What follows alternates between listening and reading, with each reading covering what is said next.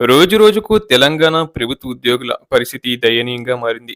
తమకు హక్కుగా న్యాయపరంగా దక్కాల్సిన ఆర్థిక ప్రయోజనాలతో పాటు ఇతర చెల్లింపులు రాకపోవడంతో ప్రభుత్వ ఉద్యోగులు తీవ్ర ఇబ్బందులు ఎదుర్కొంటున్నారు. ఇక పింఛన్దారుల పరిస్థితి గుడ్డుగా మారింది. తాము రూపాయి కూడబెట్టుకుని దాచుకున్న సొమ్ము ప్రభుత్వం చెల్లించకపోవడంతో తమ అవసరాలు తీర్చుకోలేని పరిస్థితి. ప్రస్తుత ప్రభుత్వం తమ డిమాండ్లు, సమస్యలపై కమిటీలతో కాలయాపన, విడతల వారీగా అత్యవసర చెల్లింపులు చేస్తుండటంతో అవి ఎవరికీ చాలడం లేదు. దీంతో పెండింగ్ బిల్లుల చెల్లింపులు పెంచాలని ప్రభుత్వ ఉద్యోగులు డిమాండ్ చేశారు.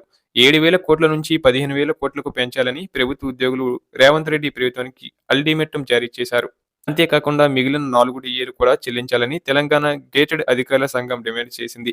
ఇక పెన్షనర్ల బకాయిలను ఒకేసారి మొత్తం చెల్లించాలని విజ్ఞప్తి చేసింది. అలాగే ప్రభుత్వ ఉద్యోగులు తమకు చెల్లించాల్సిన పెండింగ్ బిల్లులపై ప్రభుత్వంతో చర్చలు జరిపారు. ఈ క్రమంలో తమకు చెల్లించాల్సిన బిల్లులను ప్రతి నెల 700 కోట్ల చొప్పున విడుదల చేస్తామని ప్రభుత్వం ప్రకటించింది. ఈ ప్రకారం ప్రతి నెల పెండింగ్ బిల్లులు విడుదల అవుతున్నాయి. అలాగే ప్రతి నెల విడుదల చేస్తున్న పెండింగ్ బిల్లులు తమకు సరిపోవడం లేదని, వాటిని పెంచాలని ప్రభుత్వ ఉద్యోగులు తాజాగా డిమాండ్ చేస్తున్నారు. పెండింగ్ బిల్లుల చెల్లింపులు నెలకు 700 కోట్లు కాకుండా 1,500 కోట్లకు పెంచాలని తెలంగాణ గేటెడ్ అధికారుల సంఘం డిమాండ్ చేసింది. ఇక పెన్షనర్ల బకాయిలను ఏకమొత్తంగా ఒకేసారి చెల్లించాలని అధికారుల సంఘం కోరింది. ఈ సందర్భంగా ములుగులో సమావేశమైన టీజీఓ సంఘం రాష్ట్ర కార్యవర్గం పలు కీలక నిర్ణయాలు తీసుకుంది.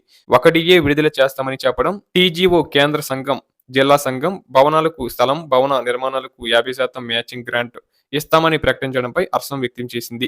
టెక్సనమీ ఎంప్లాయీస్ హెల్త్ స్కీమ్ విధి విధానాలను ప్రకటించి అమలు చేయాలని టీజీఓ సంఘం అధ్యక్షుడు ఏలూరి శ్రీనివాసరావు, ప్రధాన కార్యదర్శి బి శ్యామ్ డిమాండ్ చేశారు.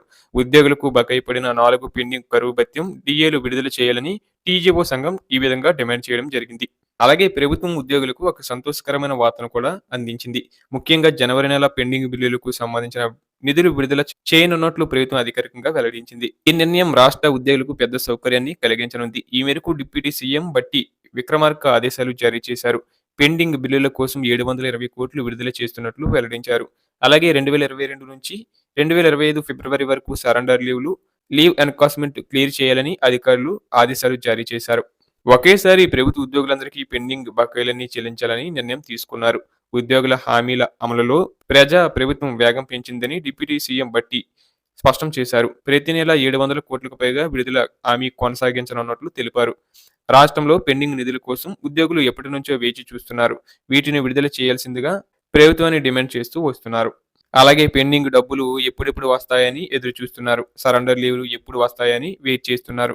వెంటనే విడుదల చేయాలని ప్రభుత్వాన్ని ఎప్పటి నుండో డిమాండ్ చేస్తూ వస్తున్నారు. ఇప్పుడు ఎట్టకేలకు ప్రభుత్వం విడుదల చేసేందుకు గ్రీన్ సిగ్నల్ ఇవ్వడంతో ఉద్యోగులు హర్షం వ్యక్తం చేస్తున్నారు.